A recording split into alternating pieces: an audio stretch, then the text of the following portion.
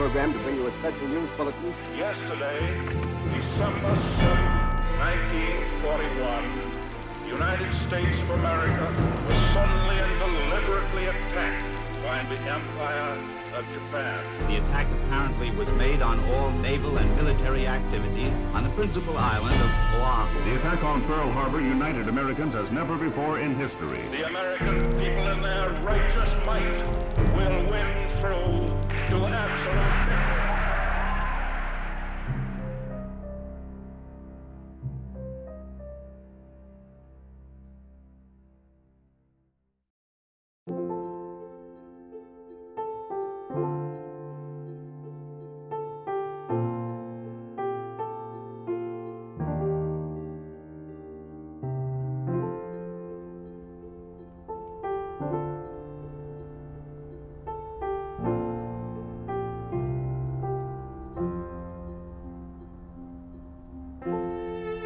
At an ever-increasing pace, the veterans of World War II are saying their final goodbyes. In Arkansas, the Little Rock National Cemetery is the final resting place for many of that generation. Joanne George Taylor's father, Navy veteran Joseph Leonidas George, is buried here. Section 10, Plot 39A. Joe George saw enough war to last several lifetimes. My father was your typical sailor, what you'd read about. He liked to go to bars and drink. He was Old Navy, and he's a man of about 6 feet, about 213 pounds. He's a boatswain's mate by that time. He's a pretty solid individual when it comes to the Navy. He's the old Navy, not the wartime Navy that's coming, the old Navy. And he was a boxer, and he had a way of settling things out of his own way.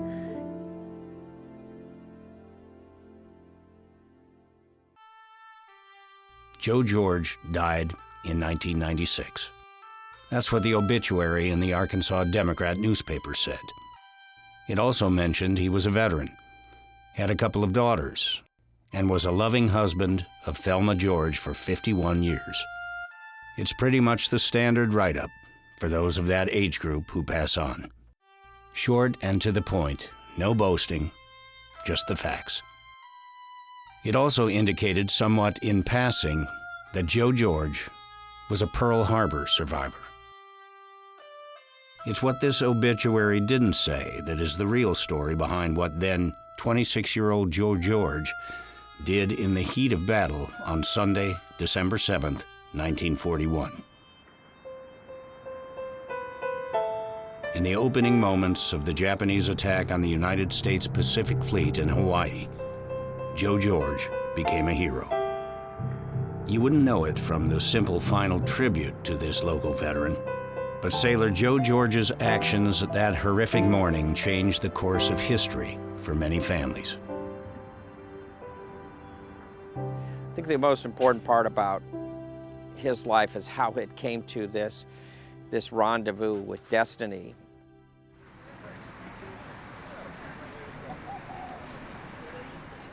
Fast forward more than 75 years, and Joanne Taylor finds herself almost 4,000 miles from her Arkansas home on a Navy launch, heading out to the USS Arizona Memorial in Pearl Harbor. She is joined by family, friends, Pearl Harbor survivors, and Valor in the Pacific National Monument Chief, historian Daniel Martinez. This is in his service jacket, too. Dad had me, I wrote the National Archives and got all of his records. This day is the culmination of a long journey. The final chapter of a story that brought together people from many varied backgrounds on a years-long mission. Their shared resolve was to see that a rambunctious, hard-drinking, hard-fighting sailor would not be forgotten for his courageous act at Pearl Harbor in the crucible of battle. On the morning of Sunday, December 7th, 1941, Boatswain's Mate Second Class Joseph L. George, a native of Georgia, was aboard the USS Vestal on Battleship Row in Pearl Harbor. George had gotten in trouble on the night of December 5th for a drunken brawl in a rather seedy section of Honolulu, known as North Hotel Street. North Hotel is where most of the not-so-quaint B&Bs were located in 1941, the bars and brothels. George was confined to his ship most of that weekend. The USS Vestal was berthed in Battleship Row on December 7th, 1941. She actually moved in on the 5th, Friday. She was a repair ship that was moored outboard of the USS Arizona to provide repair services to the battleship. Yeah, he was proud of the Vestal. He loved his shipmates, and so he did like that part of the Navy. Big George, he was a big boatsman, and he nice guy. Everybody knew him. You know, everybody kind of made him. He was, everybody knew him and everybody liked him. If not for Joe George being restricted to the Vestal that morning along Battleship Row, many of the people on this launch headed out towards the USS Arizona Memorial for a first-of-its-kind ceremony would not exist. Family photo albums would be empty. Black and white snapshots of men in uniform would not have been taken in the days, months, and years following the Pearl Harbor attack. In several families, there would be no children, grandchildren, and great-grandchildren. Generations would never have contributed to society in some way following World War II.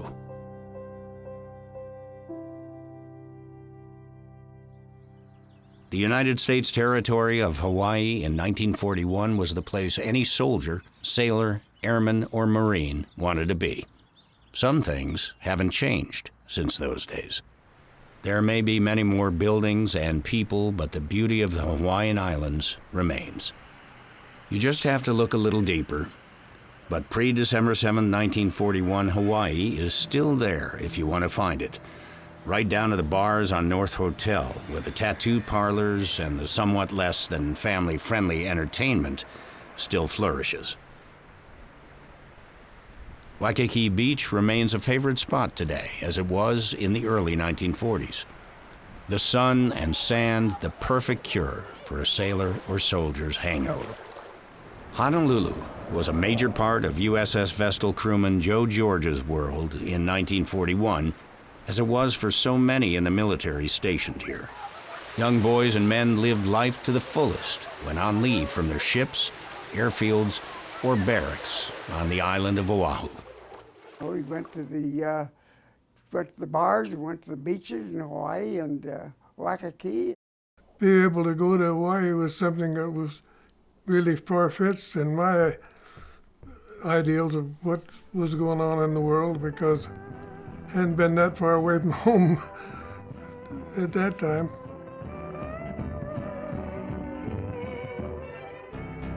Joe George was a fighter both inside and outside the ring. Inside the ropes, he found great success as an all-Navy boxer. George would fight on Friday nights in smokers. Smokers were boxing matches, and Joe George fought as an amateur heavyweight. Joe was solid muscle with fists of brass. He was so tough, Auburn University wanted him to come play football, but George chose the Navy. Joe George seldom lost a fight and was often featured in the newspapers for his success. The only interview Joe George ever gave regarding his time in the Navy came with Ron Marcello of North Texas State University in 1978. George told Marcello that he had a unique way of getting paid when he did win a fight, which was often. Well, I've heard of the system. What sort of a prize would you normally get? Well, watch or ring. They'd give you $5, they'd buy it back from you because you couldn't accept money. And in the Navy, amateurs couldn't accept money. So they would give you a watch and you'd buy it back from you. In the next fight program, they'd give you the same watch probably. Buy it back. I used to fight 2 or 3 times a week in various clubs. But it wasn't for the money, it was just the kicks. Now, on a Saturday night in Honolulu, was there a great deal of drinking and carousing around? Well, that's about all I'd say. If they had to do with it, for sure. On Friday night, December 5th, 1941, Joe George was back in the ring. Then, how'd you make out in that bout? I won it by knockout. After winning his smoker on the night of December 5th, USS Vestal crewman Joe George headed to the vicinity of North Hotel Street, where he found alcohol and trouble. And then from there you hit the bars.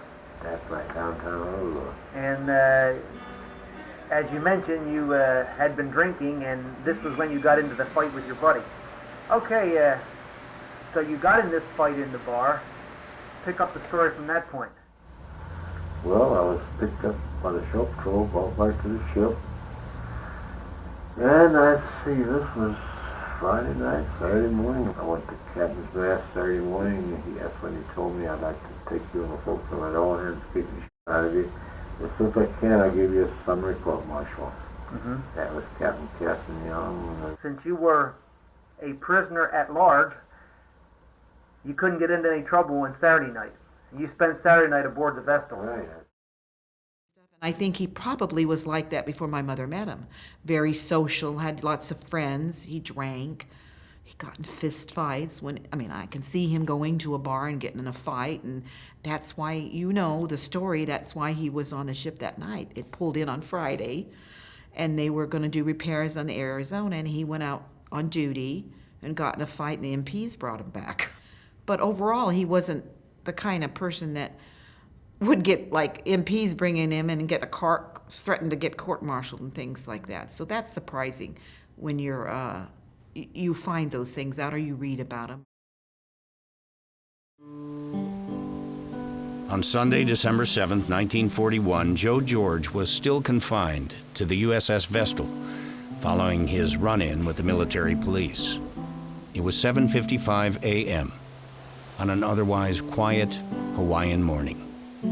Some sailors on the Vestal were getting ready to have breakfast, go to church, or on leave. That was until crewmen aboard the adjacent USS Arizona noticed something happening on nearby Ford Island. Some sailors were on the bow of the ship kind of yelling and hollering and pointed toward Ford Island. I went to have a look, and I thought, well, I seen the bombs drop on Ford Island and the Japanese insignia on the wings, and uh-oh, what's going on here? And I started for my battle station, which was about 5 ladders up on the foremast, and about that time they said, general reporters sounded, and this is no drill. Alarms also started to sound aboard the USS Vestal. According to the action report by Vestal Commander Cassin Young, General Quarters was sounded at 7:55 a.m. Joe George was topside on the Vestal doing some work when all hell broke loose along Battleship Row. You did not hear anything outside at that time? In fact, I jumped up. The first thing I saw was a Japanese plane coming down. Shortly after, Vestal crew opened fire with anti-aircraft guns and machine gun fire directed at the attacking Japanese planes. The initial blasts along Battleship Row knocked Cassin Young and many of the Vestal crew into Pearl Harbor.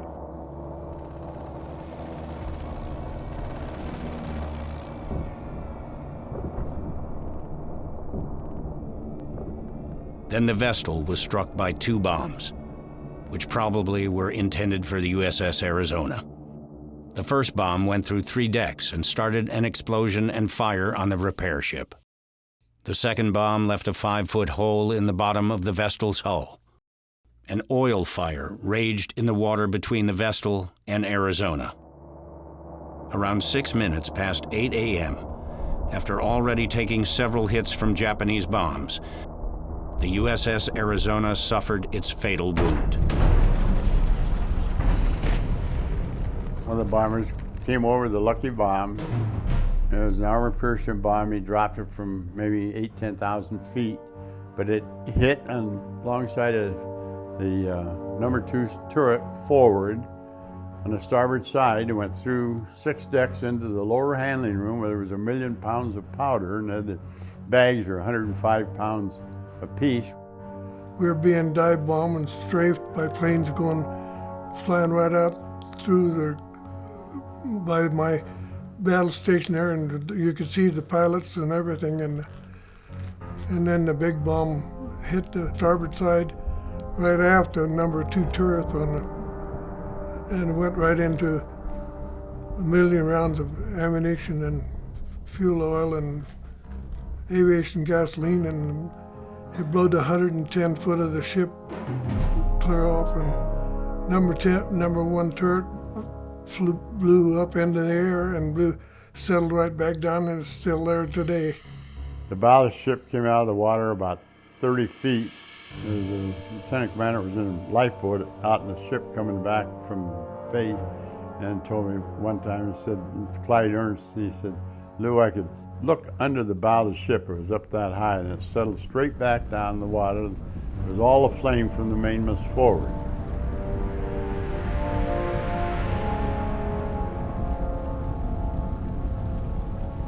The USS Vestal had taken blows of its own during the Japanese attack. And now, what was left of the Arizona was raining down on the old repair ship. Yeah, I knew that they was bombing the Arizona. When the first Jap come over our ship, he's open cockpit, and he kind of smiled or waved at me and went on his way. And the horizontal bombing attack had begun, and they were next to the Arizona when she exploded. Debris ran all over the ship, pieces of the ship and pieces of people. And so that was present, and that the explosion was so horrific it knocked people overboard. The captain, Casson Young, who will later receive the Medal of Honor, has to rally his men in the water and get them to swim back to the ship and save the ship. And so in that moment of just catastrophe and confusion, they ordered to cut away from the Arizona. They're just getting blistered, literally. The paint on the side of the Vestal is blistering up, and they're in danger themselves catching fire. So he's ordered to go down and cut the lines. Well, I heard the Arizona blowing up. Then I seen all the planes coming up down the Arizona, and from stern to bow and coming across in front of our bow. My ship was a lot smaller like that up there. There was a lot smaller in the Arizona, so we had the Arizona stuck out on both sides, in bow and stern from us. Magazines blowed up and everything, is booming and making loud noises. I don't know, just so much noise going on at the time that it was just a lot of racket. Well, as I said, I didn't believe no such thing could happen. Commander Young ordered all lines connecting the USS Vestal to the USS Arizona be cut so the Vestal could pull away from the burning battleship. By this time, men on the Arizona were either off the ship or were trying to swim to Ford Island through the burning, oily water. The rest were probably dead, having been vaporized by the blast in the forward part of the battleship, or cremated from the intense fire and heat below or on the Arizona's decks. Only 335 of the battleship's over 1,500-man crew would live to see Sunday night. On the USS Vestal, Joe George wielded a large axe and had started to cut the thick rope lines that held the Vestal and the Arizona together. But something caught George's attention from the Arizona's portside anti-aircraft gunfire director position shown here. Crewmen also called it the Sky Control Platform. 6 severely burned sailors were miraculously somehow still alive on the battleship, despite flames surrounding their location high above the waterline. You hunkered down, you moved here, you moved there, you moved around someplace else just to keep from the flames and getting to you, and there wasn't nothing you could do about it, but trying to self-preservation was about it. The 6 Arizona crewmen fighting for their lives were Seaman First Class Donald Stratton, Seaman First Class Harold Kuhn, Seaman First Class Russell Lott, Gunner's Mate Third Class Earl Reiner, Fire Controlman Third Class Lauren Bruner, and Boatswain's Mate Second Class Alvin Dvorak. This is the only known photo of Dvorak prior to his joining the Navy a few years later. As the smoke cleared for just a few seconds between Vestal and Arizona, Joe George saw the 6 trapped men. And so in that process, he hears something. And he looks across at the Arizona and he sees individuals. He didn't know how many, but he saw maybe 3 or 4 individuals trying to hail him. And the fires are all around these guys. And they're up on a level where the gun director is. Around that same time, USS Vestal's executive officer ordered Joe George to continue cutting all the large rope lines between the 2 ships. Joe George looked back at the 6 desperate Arizona men yelling at him.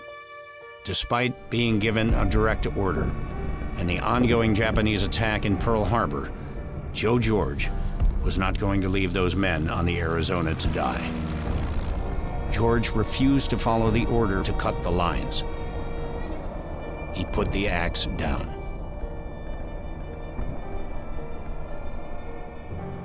Little did he know who those people were, but he decided on his own to not cut the lines.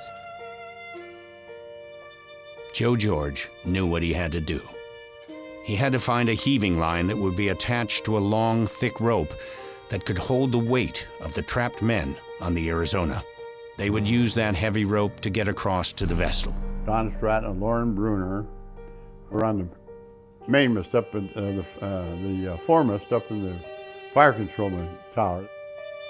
Well, after we got the burns, or the fireball kind of went down, and the breezes kind of blowed away the smoke and everything, we went out on deck on the sky control platform, and no way to get out of there. The deck was all hot, was so hot, and going down 5 or 6 ladders to get to the main deck, or the boat deck. So we were all out on the platform there, and we seen a gentleman on the Vestal, on the aft part of the Vestal, and we got his attention and hollered and whatever, and he seen us over there, and he threw us a heaving line. And this is a heaving line. It's called a monkey fist. And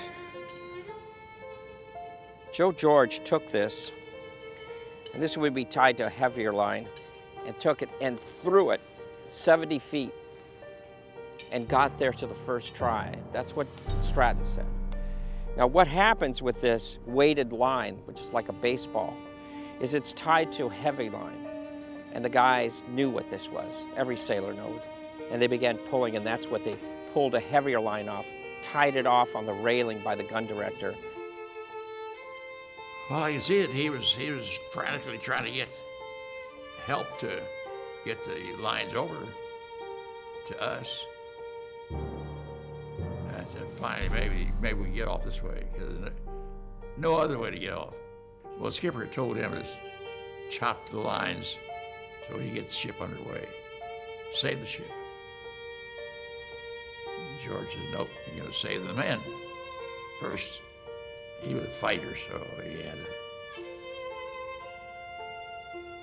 he had good muscles on him, but he was not a tall, big guy. And Joe George threw it nearly 70 feet to get to those guys, and he did it in one try. Only a man of that strength could have done that, and probably a little adrenaline.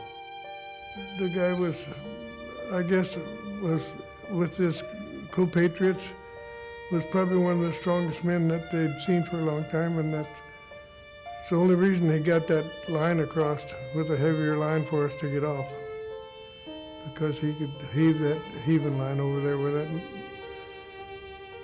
that metal, or that keep it on a straight line. We knew that somebody threw us a line, So we tied over the top of the top one over onto the bottom one and put a clove hitch and a half hitch, and that was it. Now everybody thinks the story ends there. It doesn't. It just begins because they have to go over a burning ship over 70 feet, and in the meantime they're being burned by the heat. It's like going over a barbecue. You were amidships anyway. You couldn't jump that far into the water. That was the only option we had. We had to go across the line first, and that was about probably 65, 70 feet or so, hand over hand. And there were 6 of us there. We stood there because we couldn't sit down, we couldn't do anything because we were all burnt to hell. Arizona sailor Harold Kuhn was the first to go across to test the line. He was followed by Don Stratton, then fellow crewman Russell Lott, and Earl Reiner. Loren Bruner was the second to the last to leave the Arizona, followed by his best friend and the most severely wounded of all the 6 sailors, Alvin Dvorak.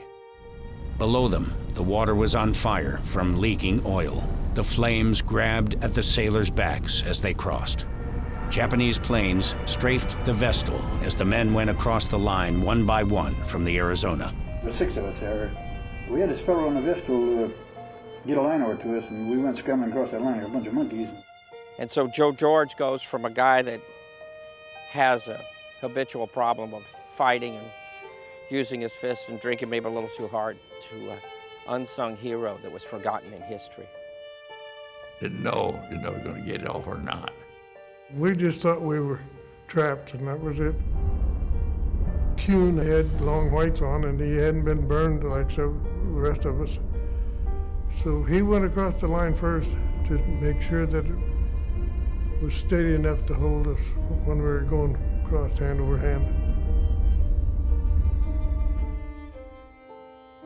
I mean, you have to say to yourself, I can make it, I can make it, I can make it. And we went probably 70 or 80 feet across that line to get to the Vestal.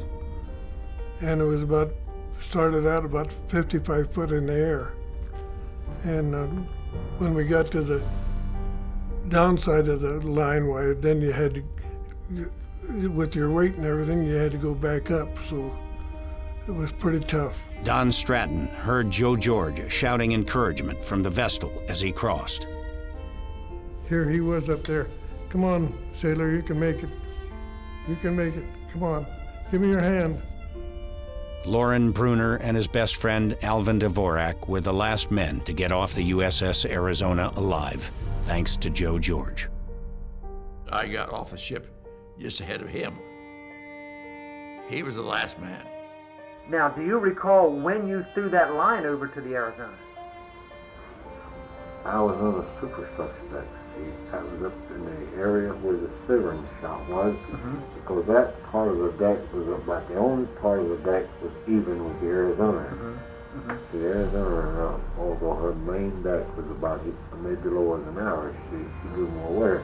But the particular places these people were trying to get over, they were surrounded by fire in Arizona. This was on the main deck, or rather the superstructure deck. The vessel was in correspondence with the level and height. They were stranded over on the ship, and they were trying to get off, and they were surrounded by fire. And so this is when you threw the line over? That's correct. And how many people came across in that line, do you know? I'll tell you, I didn't wait to see, because I secured it on my ship as tight as I could. And they foreheaded themselves over, so I couldn't help them. It sounds like something my father would do because he was a very strong man, strong-willed man. He was going along doing what he was trained to do because they all had their battle stations and knew what they were supposed to do. So to think that my father, would do that, throw a line to a ship like that and all that, and you think of your father as a hero as a kid. You certainly never think of your father as a hero in a life before you were born, or being a different person in a different time. My father was in as much jeopardy as they were doing what he was doing. He was already putting fires out and doing things before the moment in time occurred where he had to throw that rope up to them and help them. And I can't imagine the horrors that those people, their skin falling off, walking on a deck that's so hot that their boots were melting.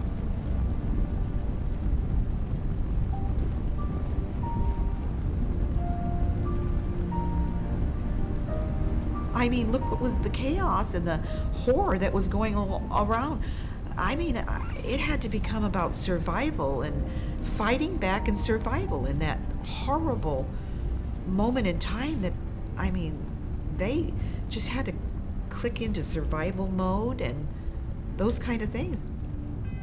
George wasn't going to turn loose that rope until he got us all safe off of it. There was one man laying down on the blister gasping. He was on fire. And he was gasping for air. He was still alive, no doubt. After the last badly burned Arizona sailor Alvin Dvorak had made it across the rope, USS Vestal crewman Joe George used his axe to sever the thick main lines holding the repair ship alongside the Arizona. The ropes were about 4 inches thick, like this, and he had the axe and he's chopping them lines off, throw it down away. How did you cut those lines? With a fire. And the sinking Vestal makes its way from the Arizona right across from here and just past us to Ayers Shoals. There were people on the ship that would tell that story. Probably when I went to one of the reunions, people talking about folklore kind of thing that you can't say were factual, but this might have happened or that might have happened. I've talked to so many people now that I know this story that knew about this happening. He didn't tell me, or Mother didn't tell me. My sister and I didn't know. My father was 26. The Japanese second wave was still attacking as the 6 survivors were taken away in small boats. The burned USS Arizona crewmen, alive thanks to Joe George, were immediately transferred off the Vestal for treatment. And the Arizona guys that are there, many of them are transferred to the hospital ship Solace or taken to the Naval Hospital.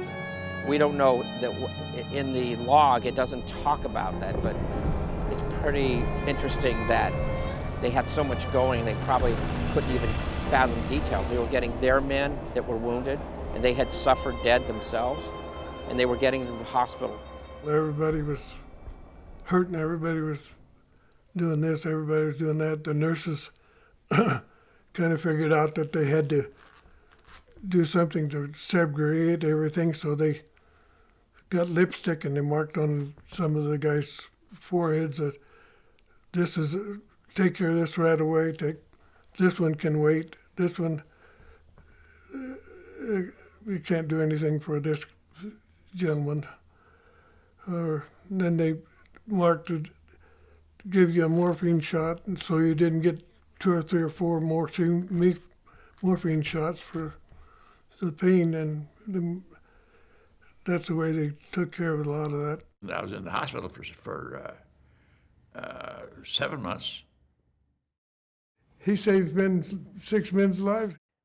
Joe George never saw any of those guys again. Boatswain's mate, second class Alvin Dvorak, was the only Arizona sailor not to survive Joe George's heroic actions that morning. Dvorak died from his severe burns around Christmas 1941. Seaman First Class Harold Kuhn, Seaman First Class Russell Lott, Gunner's Mate Third Class Earl Reiner, Seaman First Class Donald Stratton, and Fire Controlman Third Class Lauren Bruner would all live. Something Joe George never knew. I heard a story later that after he made the statement, said, "Did you help those sailors off the Arizona?" He says, "I sure did, but we got about 6 of them aboard here, but I'm not sure that they're still alive."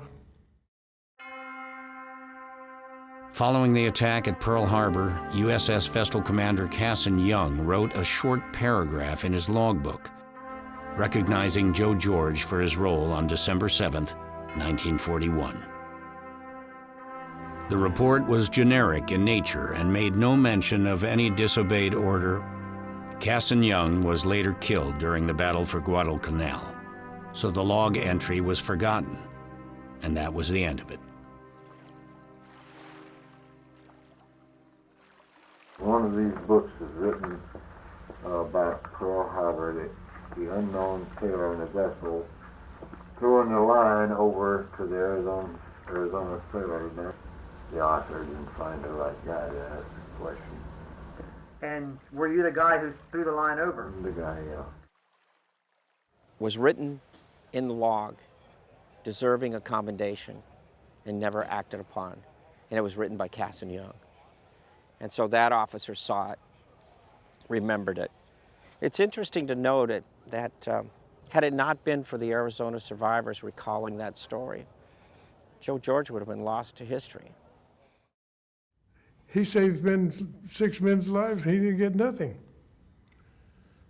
Don't seem fair, really. Joe George went on to serve throughout the rest of World War II on an additional 4 other ships besides the Vestal. He remained in the Navy until 1955.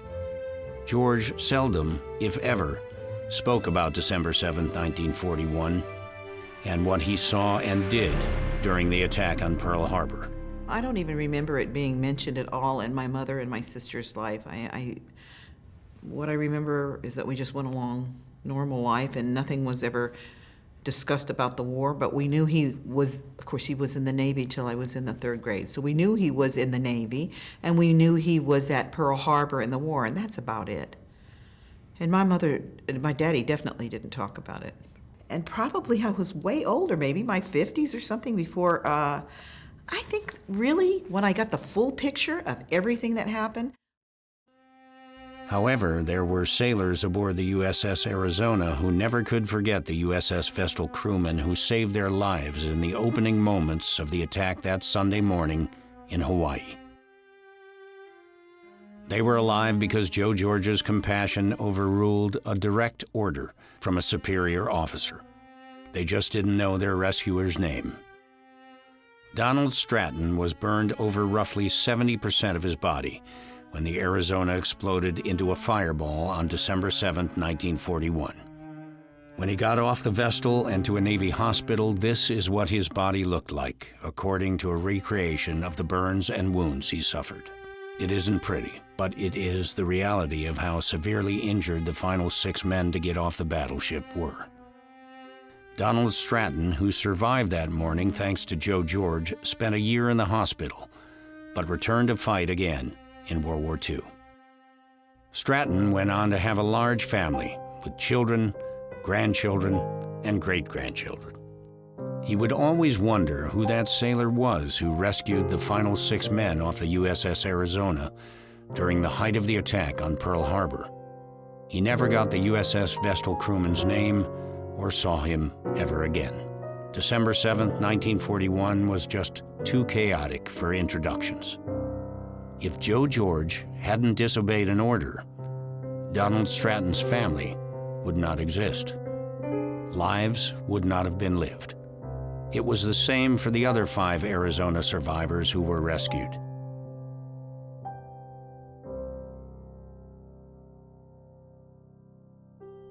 Like his father, Donald Stratton's son, Randy, had always wondered who had saved his dad and the other Arizona sailors.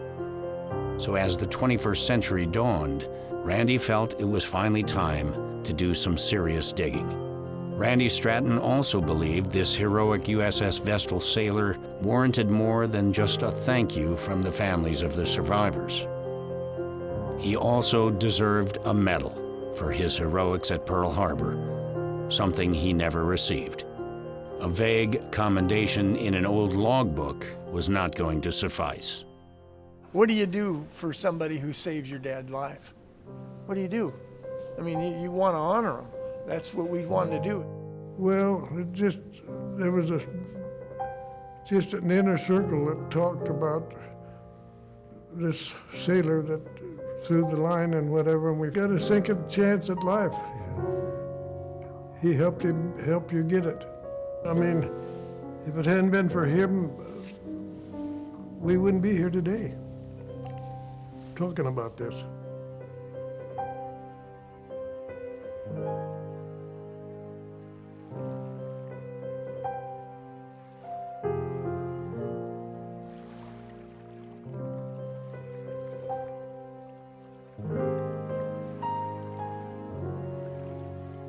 We're lucky to be alive, and we're lucky to have a family, and we're lucky that we're still here on Earth.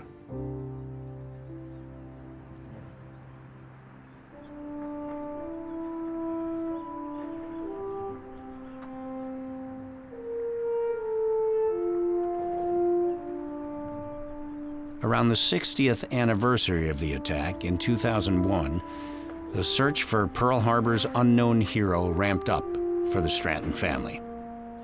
With help from Daniel Martinez at the Valor in the Pacific National Monument and the Arizona Reunion Association, the Strattons eventually learned their heroic sailor's name on the USS Vestal that morning was Joe George, and he lived somewhere in the United States. Well, it was a start.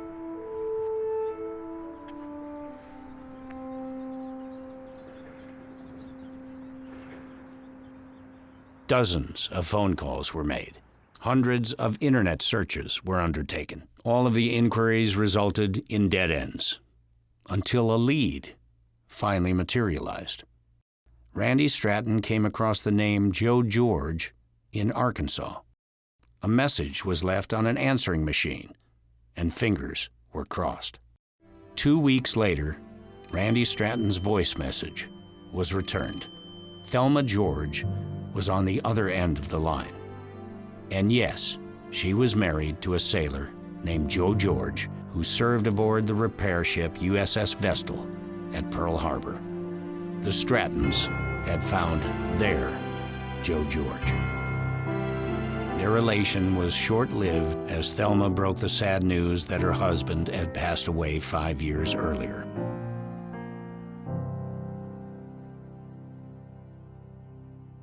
Following World War II, Joe and Thelma married and had 2 daughters, Frances Lou and Joanne, both of whom had little idea that their father was one of the heroes of Pearl Harbor on December 7th, 1941. I don't really know when all the stories started coming out, and I knew about Randy Stratton, who he was, and that his father was on the Arizona, because his mother would say that. The years ticked by. Randy Stratton would call Thelma George every December 7th with updates on his efforts to get Joe George that medal. Stratton, however, could gain no traction or momentum in his efforts. Thelma George passed away in 2015. It was then that Joanne George Taylor picked up the torch to help the Stratton family in their mission to get her father a medal for his heroics at Pearl Harbor. At the beginning, Joanne had no idea the impact her father had had on future generations of the families of the men he had saved, such as Arizona crewman Donald Stratton. Yeah, because that's my three grandkids. I mean, I wouldn't be here. My brother wouldn't be here. My 2 sisters wouldn't be here. I mean, all those things go through your mind when you look at how overwhelming that it was that Joe stepped forward to the brave. How many guys, I look back and I think, when you look out over there and you think, wow, just think what that would have been like that day, of all the fire and then him being burned as bad as what he was, and Joe didn't have to do what he did, but he stepped forward. How many people step forward? There's not very many that'll do that, and he's one that did.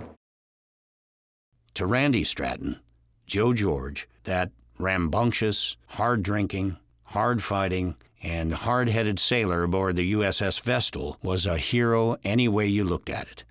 And not just because one of the men he saved that day was Donald Stratton. I'm old enough to know that, when you're in that period of your life, you can do rebellious things, and you can regret them, but you do them, and he did. Randy said that to me. He said, Joanne, it's part of who he is and what makes him the man that he is. And when I thought about that and gave it thought, he's completely right. I mean, that's just part of the man that made him be the one that wanted to rescue those men, isn't it? And the Strattons, they're this wonderful family, and I just think, oh my goodness, my father saved that life for that man, and it is completely overwhelming. And you know, to read their books and hear about their lives, you know what it does? It makes me, I love the Strattons, and it has made me bond with them in a way where I just love them. To think that, you know, first off, that my father rescued that wonderful man. My father was the most unpretentious man. He wore dungarees all the time, those Navy things. He always bought them at the PX and he always wore Navy regulation jeans. And my mother would try to get him to dress up, and that was a hard thing to do. My father was a very simple man that way. No, he would not like recognition. We're here on account of him. And my sons and my family and my granddaughters and whatever. And I'm still alive. Early in the process, Randy Stratton and his family discovered that wanting a medal for Joe George and actually getting one would not be as easy as they thought. There were many factors at play, one being the need for an official eyewitness statement from an officer on the USS Vestal. None were still alive. Another issue was the military politics of awarding a medal to a man who wasn't exactly a poster boy for model Navy behavior. Joe George had, after all, disobeyed an order from a commanding officer, despite the fact that he saved 6 lives on December 7th, 1941. And that's probably not the kind of person they want to say, good job. Good job, guy. They got to put that aside, though, and see the act that he did. To me, that's what they should do. The Strattons' pursuit of a medal for Joe George continued to hit political and military roadblocks, right up until the 75th anniversary of the Pearl Harbor attack in 2016. By this time, roughly 15 years had passed since Randy Stratton first began his mission. United States Navy Lieutenant Junior Grade Matt Previtz, who had heard the story of Joe George from someone, met the Stratton family in Hawaii. He felt strongly that Joe George did indeed deserve recognition for his courage at Pearl Harbor and for saving the last 6 sailors off the USS Arizona. He promised to help the Strattons navigate the military and political beltway in Washington, D.C. He also felt a visit to the nation's capital for Joanne Taylor, the Arizona families, and 2 of the final 6 survivors to get off the battleship alive that Sunday morning might move the award needle forward. Meetings with the right people in both military and political circles would go a long way in putting Joe George's story at the top of some key agendas. There's an emotional power to this story, but there's also enough factual parts and pieces to make the case for it. So now it's just figuring out the right way to move the pieces. All the pieces are together. Now you have to make the puzzle work. So I believe it's close. On a beautiful summer's day in Washington, D.C., and with a Capitol Police motorcade, the last-ditch effort to get Joe George his long-sought-after medal began. When USS Arizona survivors like Don Stratton and Lauren Bruner are in town, D.C. rolls out the red carpet. There's a visit to the National World War II Memorial. Everybody had a place to be. Everybody had to be someplace. That's what put it all together, and this is the outcome. But we lost a lot of people. It was down to business quickly for the Arizona survivors as their motorcade wound its way to Capitol Hill. First up, a meeting with Cory Gardner, a United States Senator from Stratton's home state of Colorado. Well, thank you for being here today, and thank you for your incredible service to our country. And so, what a pleasure it is, an honor it is to have you here in this office, and to know that you are living legacies of freedom and everything this country stands for. We got to make this happen. Tell me a little bit about Joe. He was probably the only guy who could have got that line over to us, and we went across and he'd say, "Come on, kid, you can make it. Come on, kid, you can make it." This is, I mean, you think about what that day has meant to our country and your service, and the fact that we can talk about that moment today and Joe and his family here means so much to all of us. But we try to forget it and get on with our lives, but it always comes back. Maybe he wasn't the best person in the world that you think he is, but what he did is what he did, and that was save 6 people's lives that went on to have a whole life. I mean, these men are 95 and 96. They went on to have a whole full life because my father did that. Otherwise, they wouldn't have. But inside of me, I'm just beyond thrilled that they're willing to speak up, and that they're willing to get on an airplane at their age and fly to Washington.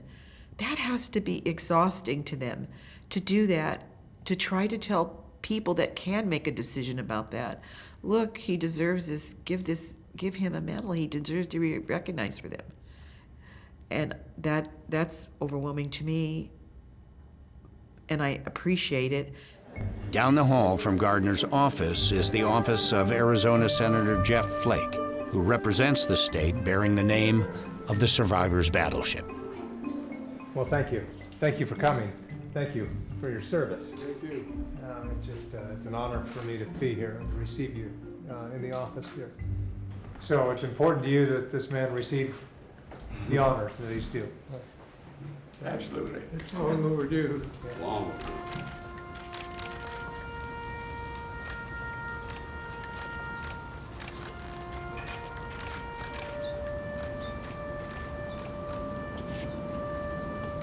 Another fellow Arizona crewman, Ken Potts, had also joined the others in Washington to aid their efforts to honor Joe George.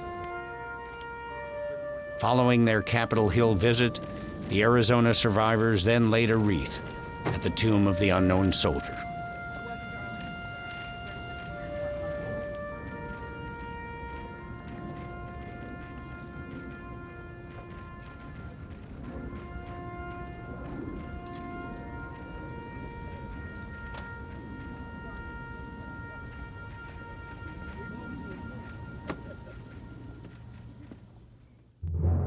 Pleasure to meet you, and thank you for being here. After Arlington came one of the most important stops for the families and survivors on their trip to Washington, D.C. to seek support for their Joe George medal effort, the Pentagon. There, for the first time in the memory of those who worked inside this massive building, hundreds of military members lined the hallways to welcome and honor the handful of remaining USS Arizona crewmen still living. At the Pentagon, the survivors and family met with Secretary of Defense General James Mattis, as well as with the Chairman of the Joint Chiefs of Staff and the Chief of Naval Operations. There, they shared the story of Pearl Harbor's unknown hero. They ask for nothing, which is why you just want to give them everything. And I think the power of the story here is that they're not seeking this recognition. They didn't make this trip for themselves. They're heroes. They've defended our nation. They've bled for us. And so they deserve to be recognized, but they don't want the recognition for them. They want it for Joe, which, if you think about it, it took them 50 years to find Joe, and now they spent 25 trying to recognize him. And at 95 and 96, they're willing to make the trek here just to make the case. I think that's a very powerful story about selflessness, right? And about sacrifice and about honor, courage, and commitment, which is really what the Navy's all about. All the military and everybody was standing around clapping when we were walking through the Pentagon there. And there's a lot of other people that deserve that more than I, but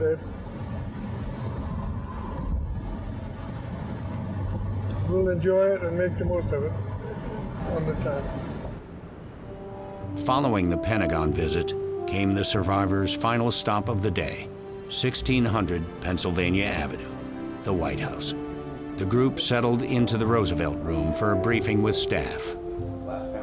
After that, it was a few short steps into the Oval Office where the man of the Arizona and Team Joe George met with the President of the United States. Today it's my distinct privilege to welcome to the White House 3 of the 5 living survivors of the USS Arizona. Lauren Brunner and Donald Stratton were on the deck of the USS Arizona doing their duty when the ship was engulfed by massive flames. They were both fortunate enough to be rescued by another courageous hero, Joe George, whose daughter Joanne is with us today. The president doesn't have to see us, and the senators didn't have to see us today. So if they listen to the story, good, and I hope it goes into their heart the way those men want it to, because you can watch them and see sincerely they want that to happen.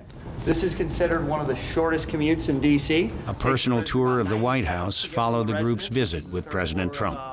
This room is called the map room.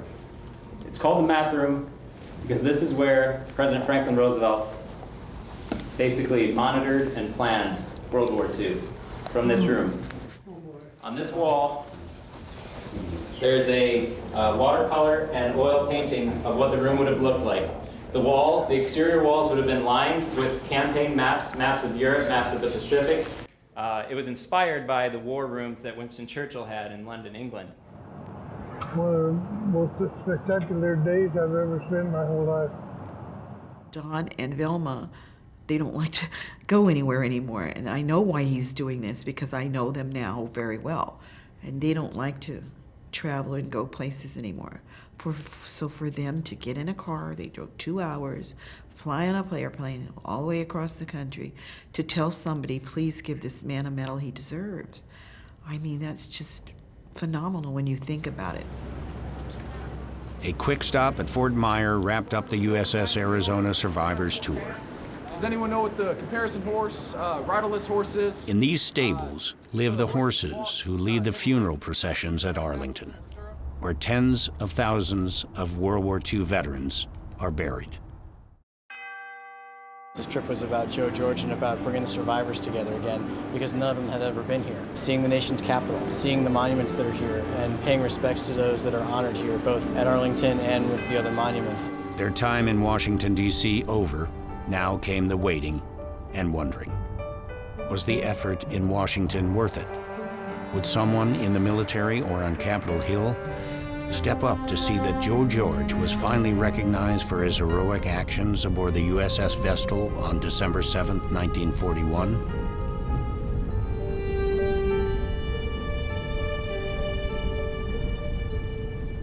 You write your senator, your congressman, and they say, good job, we're gonna do this, we're gonna do that. And then somebody writes you a letter back and says, but nothing, it kind of stops, you know what I mean? So you do get frustrated, and kudos to Randy Stratton for continue to trying and trying and trying. But it's not easy because you get very discouraged. Committed to honoring Joe and why I raised. As the weeks following their trip to Washington passed, there were small signs of progress. A resolution on the floor of the Senate by Arizona's Jeff Flake. And it is long overdue that the Senate, the United States Navy, and a grateful nation honor the heroism of Boatswain Mate 2nd Class Joe Leon George. The hope was, if all went well, to have a medal presentation on the USS Arizona on the anniversary date in December. But that was now looking very doubtful. It took one final appeal from USS Arizona survivor Donald Stratton to move the ball forward. Stratton invited Colorado Senator Cory Gardner to his Colorado Springs home in the fall for a final pitch. So on this Veterans Day, one vet in Colorado Springs got a special visit from Senator Cory Gardner. Gardner left Stratton's house with a promise that he would try to get things moving again with the military and his fellow politicians. The senator did. I mean, Don wants this a lot. It is like, have you been listening to me all these years? I'm trying to tell you why I'm here and who saved me. And he's been saying that for a long time. And he wants to be heard. That's why he's out here. I know that. And I so appreciate that. Just before Thanksgiving, Joanne Taylor received a phone call from the Chief of Naval Operations, Awards Branch. The Navy had finally approved a medal for USS Vestal boatswain's mate, second class, Joe George, that rebellious sailor who disobeyed an order to cut the lines from his burning ship to the USS Arizona on December 7, 1941, and by doing so, saved the lives of the last 6 men to get off the battleship. Joe George would be posthumously awarded the Bronze Star with a V attached for valor. All the years of persistence had been rewarded. The ceremony at Pearl Harbor was now officially on. I tell you, I'm almost numb. I'm really almost numb because it just all seems so real. I mean, 16 years of waiting, it was well worth it. On an early December morning, Joanne Taylor's family, the Strattons, and Lauren Bruner left for Hawaii to see the completion of their final mission as crewmen aboard the USS Arizona. It would be a first at Pearl Harbor. You know, I've often said it's one thing to write about history and research history. It's quite another to witness it. For the first time, a medal will be given to a World War II veteran who's no longer here. His daughter will accept it. But it's going to be done on the USS Arizona Memorial. And to our recollection, that has never been done. Since this would be the final time USS Arizona survivors would return as a group to Hawaii, the long goodbye would include many events, both formal and informal. Attention on deck! Some of the lighter moments included Lauren Bruner's return to the official hangout of the Arizona crew prior to December 7, 1941, Smith's Union Bar in Honolulu, the island's oldest drinking establishment. There, on North Hotel Street, he met up with one of the few other crewmen still alive from the battleship, Lou Conter. Memories of the Arizona still line the walls of the old dive on North Hotel Street.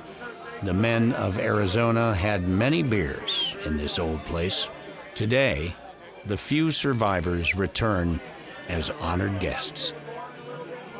All right, family, welcome to Blue Hawaiian Helicopters. Thank you for giving me this opportunity to be able. Lauren Bruner and Don Stratton also took in one last aerial view of the Arizona and its memorial with a helicopter tour around Pearl Harbor. There were also book signings, where Don Stratton and Lauren Bruner autographed copies of their own individual accounts of December 7th, 1941, both of which include Joe George's story. But the real reason these Arizona survivors had returned to Pearl Harbor one last time was to honor Joe George, the man who had saved their lives. So late in the afternoon, on the anniversary of the December 7, 1941 attack, there was one last ceremony on the agenda for the USS Arizona survivors. The Stratton family, Joanne George Taylor, her own relatives, and invited guests. It was finally time, thanks to the efforts and determination of so many, for USS Vestal crewman Joe George to posthumously receive his long overdue medal in recognition of his heroics at Pearl Harbor. And so an incident that occurred 76 years ago is now going to be, well, it's going to be noted as part of a history that unfolds on that memorial when the medal is given to the daughter. And at that moment, amends are going to be made today. His family will get the medal that he richly deserved. And history will be made, and it won't be forgotten. And thank you all for being here, and we look forward to a memorable event here in a few moments.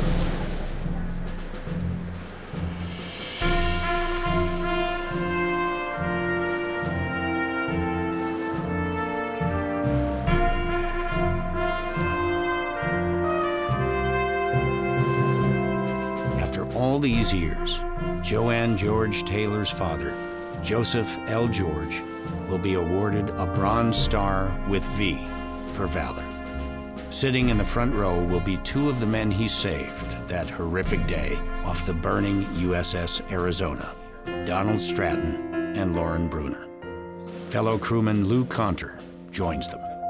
The few surviving sailors of the Arizona are about to see their resolve come to fruition. We're gathered in this very solemn place to recognize the heroism of a man who, for many years, was only known by his actions to 6 USS Arizona sailors. Chief Boatswain's Mate Joseph Leon George's actions have stood the test of time, and through the work of many, have brought us all here together today. For the first and likely only time, a Valor Award will be conferred here at the USS Arizona Memorial. Most fittingly, the award will be bestowed upon a sailor from the USS Vestal who, on that day of infamy, was guided by his conscience and saved the lives of Seaman First Class Harold Kuhn, Seaman First Class Russell Lott, Gunner's Mate Third Class Earl Reiner, Boatswain's Mate Second Class Alvin Dvorak, Seaman First Class Donald Stratton, and Fire Controlman Third Class Lauren Bruner. The effort of so many has brought us together here in this sacred space. A day like this has never been seen before, nor will ever be seen again. Tonight is not just another ceremony, as if there could ever be such a thing as just another ceremony at Pearl Harbor. Just when you think that something couldn't be more special, we come together this evening. And so welcome to all of you. It is the National Park Service's extreme honor to host, as you've pointed out, an incredibly historic day that may never happen again. And it's a day where I am reminded about doing the right thing. Even when somebody's telling you it's not the right thing, when somebody's telling you not to do it, but you know in your heart of hearts it's the right thing to do, and that you couldn't live with yourself if you did anything else. And so you pick your battle, and you get ready to stand for that battle, and take the consequences later, if there are consequences to come, and you do the right thing. And then, when there are no consequences, but yet the recognition that you should have received for doing the right thing was not quite what it should have been. And your friends go, and they say, that's not right. There should be more recognition. And they're told, no, there was a commendation. Disobeyed an order. You all didn't listen either. And that is another example of doing the right thing. 7 December 1941, 4 to 8 watch. The first thing noted, 7:55, surprise air attack by Japanese planes. Sounded general quarters. 8 o'clock, all guns manned, including 30 caliber machine guns. 8:05, opened fire with 3 AAA guns, machine guns, Japanese planes and bombers and torpedo planes, making runs. 8:30, Arizona was observed to be settling. Fuel oil in the water between the Arizona and Vestal ignited. Vestal's afterlines parted, making preparations to getting underway. 8:45, cut forward lines underway on both engines, no steering gear. Tug pulled Vestal's bow away from the Arizona, Vestal starting to list to the starboard, taking water aft. But something else happened. Something that wasn't in that decalogue. Commended by the commanding officer for outstanding services rendered during the attack on the USS Vestal by the Japanese planes on 7 December 1941. As a member of the deck force in the forward and aft part of the ship, aided men from the USS Arizona, which was afire, in getting over to the Vestal and assisted in this vessel getting clear of the Arizona.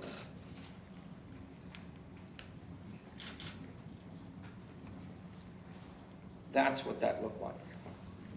Don told me his story, and he said, you know, we were burning up there. And they were badly burned, and they really didn't know how bad. But they knew one thing: if they didn't get off that platform, they were not going to make it. They would have been consumed by the flame. They hollered at a man that was aft on the Vestal to get his attention, which they did. It was Joe George, boatswain's mate. But how would they get to him? They were 40 feet in the air, nearly 70 feet across.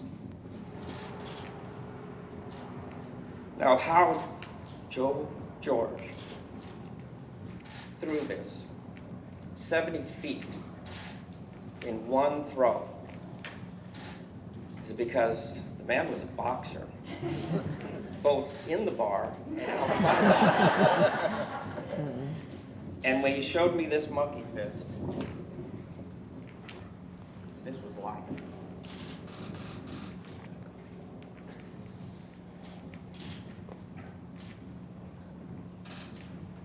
So, their story, and I'll bring this out to them, and let you hold it during the ceremony.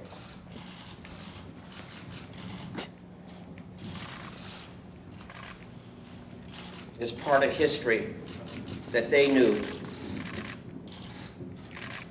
and the men that saved them through that line. And today we honor them. I can't imagine being trapped on the USS Arizona while it was engulfed in fire. Minutes must have felt like an eternity. For a single moment, time stood still. In what can only be accounted as divine intervention, the big man from Georgia threw a lifeline to 6 men he never knew. Fast forward 16 years from that day, and we find ourselves in the conversation again.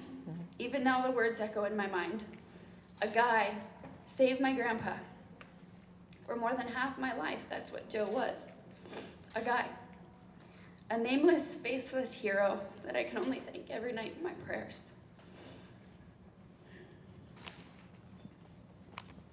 The question was always asked, well, who was he? And always our answer was, if we only knew. We always wondered who the guy was, but in the chaos of December 7th, we weren't really sure if there would be an official record of what happened. And he was pretty sure that none of the men that crossed the line survived. He said that the men looked like ghosts, burnt, blackened from head to toe, only the whites of their eyes visible. A truly ghoulish and unsettling sight, to be sure. We learned that Joe passed away in 1996. And he would never know the men he saved.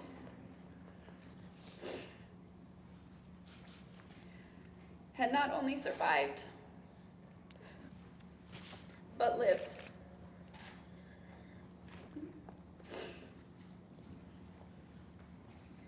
It took some time to process that we would never shake his hand. Give him a hug. Introduce him to grandchildren and great-grandchildren. Generations that he saved. We would never get to say thank you to his face. Just a simple thank you. Joe didn't need to be told what to do. He didn't wait. He didn't kneel expecting something to happen. He acted. He acted with no thought other than saving the men on the Arizona from a horrible death. While we walked away slightly disappointed that nothing was settled, we had more hope than we had in a while. Joanne, without your father's intervention, myself and 4 generations would not be here today. You joined the fight and never gave up. You always had faith that the medal would come at the right time. Finally, I want to thank Joe George. You once said that your conscience was your guide that day. You could have gone about your duties and not looked twice at the men who, according to your commanding officer, were dead already. You could have turned away, but you didn't. You chose the impossible. You chose to stand up for men you didn't even know. While BMC George is receiving this award posthumously, we're privileged and honored to have his daughter, Ms. Joanne Taylor, here with us to accept the award on behalf of her father. Mrs. Taylor, I know you are very proud of your father, so please accept this award on behalf of a grateful nation and a grateful United States Navy. What makes this ceremony even more special, as we've heard through several of the presentations, is the fact that we have 3 USS Arizona survivors present with us today: Mr. Donald Stratton, Mr. Lauren Bruner, and Mr. Lou Connor. There could be no greater testament to Joe George's heroism than that of the Stratton and Bruner families. God knew on that morning of December 7th, 1941, just what was going to happen. And he knew he would have this larger-than-life man, Joe George, my father, in the place he was for a reason, to save these magnificent men. Don Stratton, Lauren Bruner, Alvin DeVork, Harold Kuhn, Russell Lott, and Earl Reiner, who so desperately needed him in that moment in time. The stories have been told about what was happening to them that fateful morning, their burned bodies, and losing hope that there was going to be any way out to escape that burning inferno of the USS Arizona. My dad, Joe George, stepped up to be the real man he was at the time these survivors so desperately needed him. I am so very proud of him that he did what was right and honorable in that moment in time. With today's ceremony, we honor Boatswain's Mate Chief Joseph George, and we cement his rightful legacy among America's greatest heroes. So now the time is here to present the award that we've all been waiting for. We made it. We made it. Chief George, then assisted Vestal in getting clear of the danger posed by Arizona. Were it not for Chief George's actions, all the Arizona sailors would likely have perished. By his initiative, courage, and devotion to duty, Chief George reflected great credit upon himself and upon the highest traditions of the United States.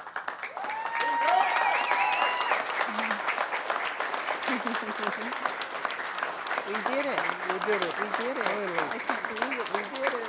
We did it. Finally. We did it.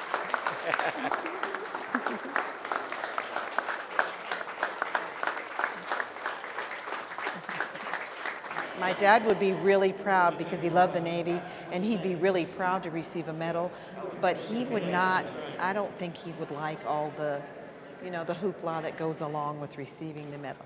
Now, my mother would be overjoyed with that because she loved my daddy so much. But there's a part of me that knows that he just would be overwhelmed. I've said before that if he knew I was on this quest for him, he would be saying, "Joanne, what are you doing?" We didn't get it done soon enough so Joe could appreciate it. A lot of memories. Yeah. Well, I knew God had a plan how this was going to pan out. I told Joanne many times, I said, God's going to take care of this. He's going to open up the doors when it needs to be open, and he did.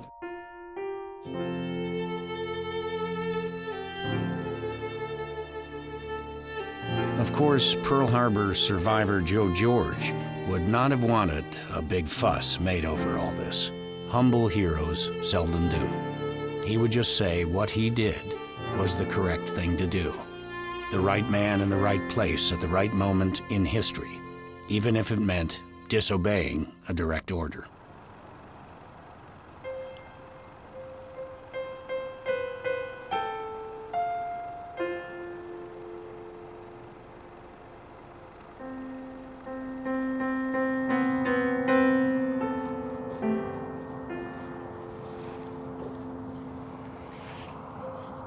On a gray and chilly December day, Joanne Taylor returns to the Little Rock National Cemetery in Arkansas. I'm so proud of you. This time, she has brought something with her in a small box.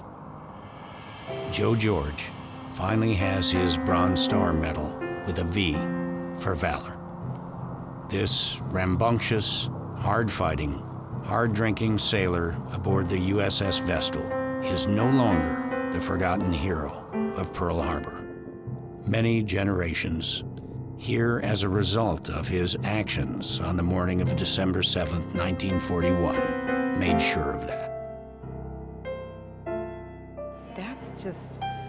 That is just the best and most wonderful part of it. His legacy is all these people that have come along that are these wonderful families, like the Stratton family, like Lauren, all these people that have come along and forged a life because of my father. So, I mean, that's the most wonderful part of what he did.